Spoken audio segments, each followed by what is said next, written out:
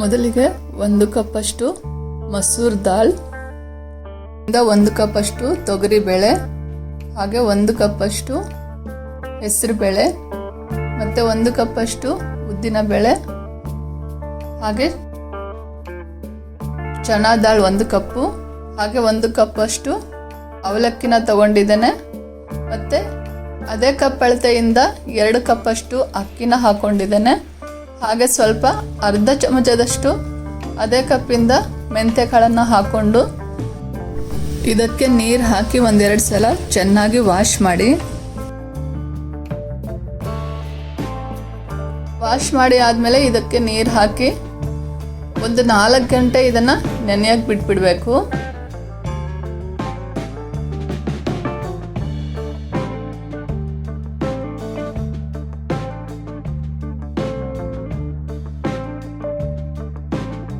ನೋಡಿ, ಇದು 4 ಗಂಟೆಗಳ ಕಾಲ ಚೆನ್ನಾಗಿ ನೆನೆದಿದೆ. ಇದನ್ನು ನಾವು ಒಂದು ಮಿಕ್ಸಿ ಜಾರಿಗೆ ಹಾಕ್ಕೊಳ್ಳೋಣ.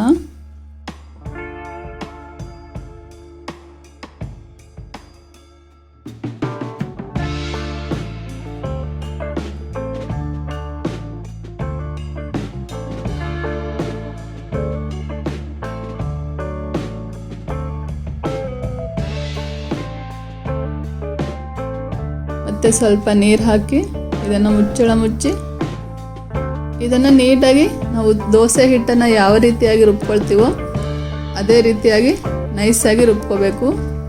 ಇದನ್ನು ಒಂದು ಪಾತ್ರೆಗೆ ಹಾಕ್ಕೊಳ್ಳೋಣ.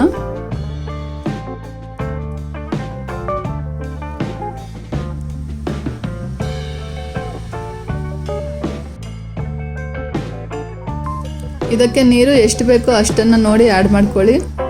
ನಾವು ಮಾಮೂಲಿಯಾಗಿ ಅಕ್ಕಿ ದೋಸೆ ಯಾವ ರೀತಿಯಾಗಿ ಮಾಡ್ತೀವೋ ಅದೇ ಥರ ಬ್ಯಾಟರ್ನ ನಾವು ರೆಡಿ ಮಾಡ್ಕೋಬೇಕು.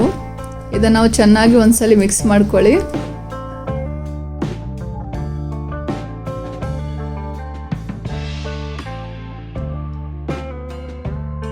ನಂತರ ಇದಕ್ಕೆ ರುಚಿಗೆ ತಕ್ಕಷ್ಟು ಉಪ್ಪನ್ನು ಹಾಕಿ ಇನ್ನೊಂದ್ಸಲ ನೀಟಾಗಿ ಚೆನ್ನಾಗಿ ಎಲ್ಲನೂ ಮಿಕ್ಸ್ ಮಾಡಿ. ಇದನ್ನು ನಾವು ಇನ್ಸ್ಟಂಟಾಗಿ ಮಾಡ್ಕೋಬಹುದು. ಇದನ್ನು ಫರ್ಮೆಂಟ್ ಆಗಲಿಕ್ಕೆ ಬಿಡುವಂತಹ ಅವಶ್ಯಕತೆ ಏನಿಲ್ಲ. ನೋಡಿ, ಬ್ಯಾಟರ್ ರೆಡಿಯಾಗಿದೆ.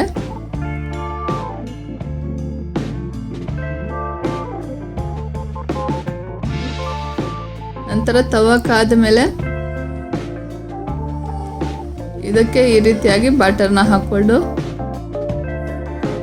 ನಿಧಾನಕ್ಕೆ ಪೂರ್ತಿ ದೋಸೆ ಶೇಪಿಗೆ ಇದನ್ನು ಸ್ಪ್ರೆಡ್ ಮಾಡ್ಕೊಳ್ಳಿ.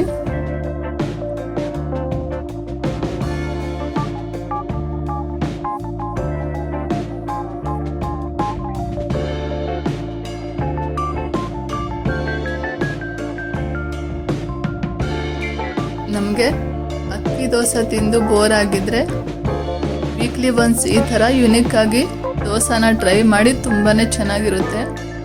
ಒಂದೊಳ್ಳೆ ಹೆಲ್ತಿ ಬ್ರೇಕ್ಫಾಸ್ಟ್ ಕೂಡ ಹೇಳ್ಬೋದು. ಮನೆಯಲ್ಲಿ ಎಲ್ಲರೂ ಕೂಡ ಇಷ್ಟಪಟ್ಟು ತಿಂತಾರೆ, ಅಷ್ಟು ಚೆನ್ನಾಗಿರುತ್ತೆ. ನೋಡಿ, ಇದಕ್ಕೆ ಸ್ವಲ್ಪ ಮೇಲಿಂದ ತುಪ್ಪ ಅಥವಾ ಎಣ್ಣೆನ ಹಾಕಿ ಈ ರೀತಿ ಸ್ಪ್ರೆಡ್ ಮಾಡ್ಕೊಳ್ಳಿ. ಇದು ನೀಟಾಗಿ ಮೇಲೆ ಸ್ವಲ್ಪ ಎಲ್ಲ ಹಸಿ ಅಂಶ ಎಲ್ಲ ಬೆಂದು ಸ್ವಲ್ಪ ಕಲರ್ ಚೇಂಜ್ ಆದಮೇಲೆ ಸೈಡಿಂದ ನೀಟಾಗಿ ಎತ್ತಿ ಇದನ್ನು ಮತ್ತೊಂದು ಕಡೆ ತಿರುಗಿಸಿ ಹಾಕಿ ಮತ್ತೆ ಮತ್ತೊಂದು ಕಡೆನೂ ಸ್ವಲ್ಪ ನೀಟಾಗಿ ಚೆನ್ನಾಗಿ ಬೇಯಿಸ್ಕೊಳ್ಳಿ.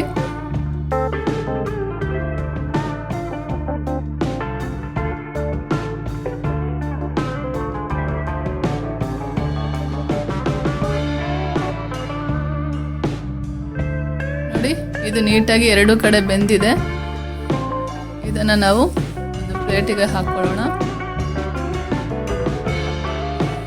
ನಿಮಗೆ ದೋಸೆ ಸಾಫ್ಟ್ ಬೇಡ, ಗರಿ ಗರಿಯಾಗಿ ಬೇಕು ಅಂದರೆ ನೀವು ದೋಸೆ ಹಿಟ್ಟನ್ನು ತವ ಮೇಲೆ ಹಾಕುವಾಗ ಫ್ಲೇಮ್ನ ಫುಲ್ ಕಡಿಮೆ ಮಾಡಿ ಹಿಟ್ಟನ್ನು ಹಾಕ್ಕೊಂಡು ಸ್ಪ್ರೆಡ್ ಮಾಡ್ಕೊಳ್ಳಿ.